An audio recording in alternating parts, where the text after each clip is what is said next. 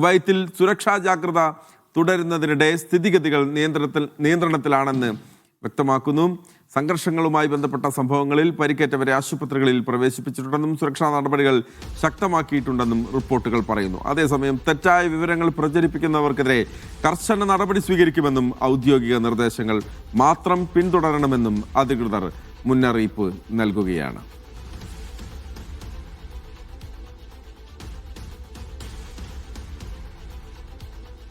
സലീം ചേരുകയാണ് വിവരങ്ങളുമായി. സലീം, എന്താണ് ഇതുമായി ബന്ധപ്പെട്ടുള്ള കൂടുതൽ വിവരങ്ങൾ?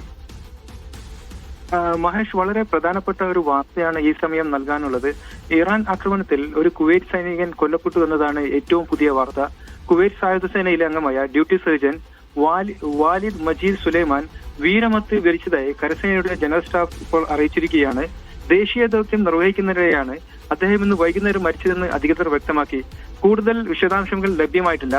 അതിനിടെ ജഹ്റ ആശുപത്രിയിൽ പരിക്കേറ്റവരെ പ്രതിരോധ മന്ത്രി ഷെയ്ഖ് അബ്ദുള്ള അലി അബ്ദുള്ള സാലമസബാദ് സന്ദർശിച്ച് പരിക്കേറ്റവരുടെ ആരോഗ്യസ്ഥിതി ആരാഞ്ഞതായും പ്രാദേശിക മാധ്യമങ്ങൾ റിപ്പോർട്ട് ചെയ്യുന്നുണ്ട്. നിലവിൽ കുവൈത്തിൽ അതീവ ജാഗ്രതയാണ് നിലനിൽക്കുന്നത്. ഇന്ന് പുലർച്ചെയും രാവിലെയും വൈകിട്ടും നിരവധി ഡ്രോണുകളും ബാലിസ്റ്റിക് മിസൈലുകളും തടഞ്ഞതായി പ്രതിരോധ മന്ത്രാലയം അറിയിച്ചിരുന്നു.